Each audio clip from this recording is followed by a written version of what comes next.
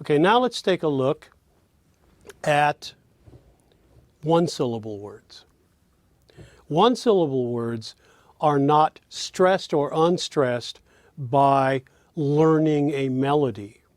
They are stressed or unstressed depending on what job they have to do, depending on their function. They can either have a meaning function or they can have a grammatical function.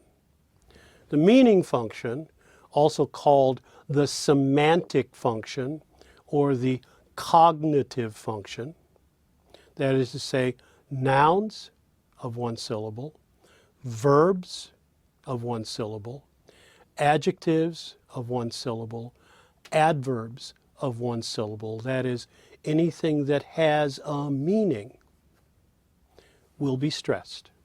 We will automatically raise the pitch of our voice in order to spotlight those words. So the word torch will always be stressed, no matter when you use it. If you use it as a noun, holding the torch. If you use it as a verb, I'm going to torch this building. If you use it as an adjective, sure, torch song, torchlight. So that the word torch will always be stressed. Why? Because it carries a meaning. It is a meaning function. And so we automatically then raise the pitch of our voice when we have a meaning function, thereby turning on a little spotlight, saying, watch this. Raising the pitch of our voice turns on a spotlight. The other linguistic function is called the grammatical function. And those are words whose job it is to sort of aid and abet the meaning functions. The grammatical functions are, for example, there are four of them, are the articles, the word the word the word an, which hold a little sign saying, here comes a noun or a noun phrase. I want you to listen to the,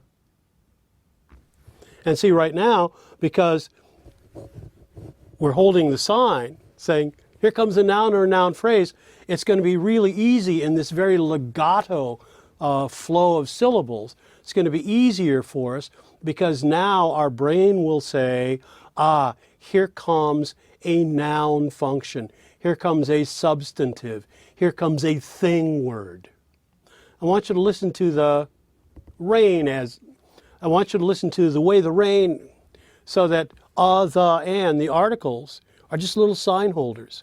They don't need the spotlight. They're simply getting you ready for the thing in the spotlight. Secondly, we have the conjunctions.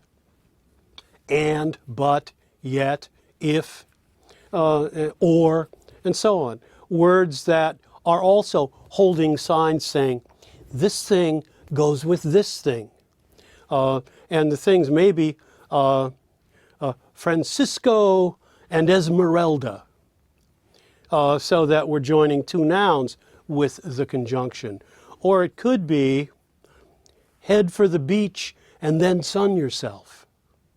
And now the and joins phrases, but it's still holding the sign saying, I'm here not as my own thing, but I'm here in order to join this thing with this thing. Pay no attention to me, I'm just holding the sign. Thirdly, we get the prepositions. There are 181 of them in English. Some are multisyllable. But, you know, prepositions like in, on, at, into, before, after, these prepositions that simply have a relational kind of job. They show how things are related. They're holding a little sign saying, pay no attention to me. I'm just here to show you the relationship between the more important things. And I'm not that important because even though etc., etc., they get a little bit persnickety sometimes. But there they are, especially in songwriting. I'm going to swim there in the bay. I'm going to swim there in the bay. There's in saying, hello, pay no attention to the sign. I'm in a spotlight. So that the prepositions actually sometimes rear up in songwriting and say, I'm important, look at me.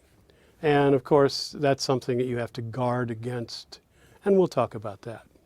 Finally, the fourth category, we have the personal pronouns. I, you, he, she, it, they, us, them, etc., etc. The personal pronouns, generally speaking, are not stressed.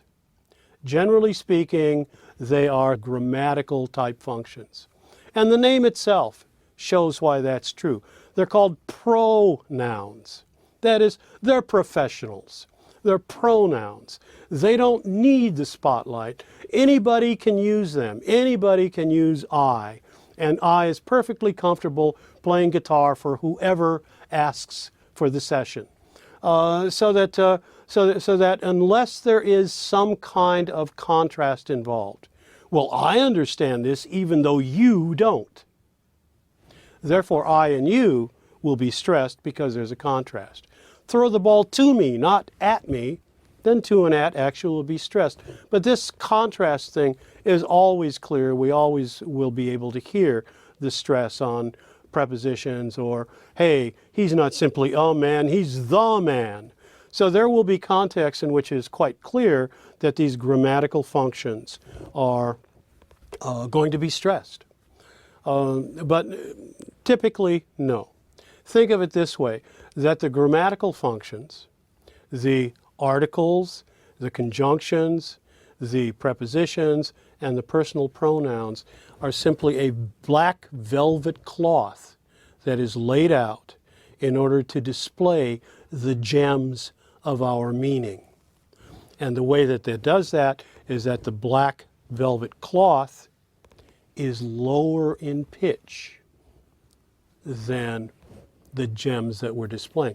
And some of the gems, of course, are brighter than others. And that's where we get the difference between stress and emphasis. And we'll see a bit of that later. So that we have here a legato language where everything moves one thing after another, that is, all the sounds are tied together, and that in that legato language we are able to cope because we have this safety net, this ability to attend to, whether we do it consciously or not, and normally we don't, to attend to the variations in pitches of the speaker. This variation in pitches will show us, turn on ping, ping, ping, ping, ping, ping, these little spotlights that will then show us what to look at. So anytime we have now two kinds of things that are different, stressed syllables, unstressed syllables, lions, muskrats. Anytime we have two different kinds of things, we can start forming with them patterns. Lion, lion, muskrat, lion, lion, muskrat, lion, lion, muskrat. And our expectation is now that I'm going to continue with that pattern. We could do ba da da da da da da da da da. And our expectation is that we'll continue that way. So one of our jobs as a songwriter is to organize our lines in rhythm. Organizing our lines in rhythm then prepares our lines, when we write lyric first, prepares our lines for the marriage ceremony that's going to take place between them and the melodic rhythm. And we'll talk about that marriage in one of the next segments.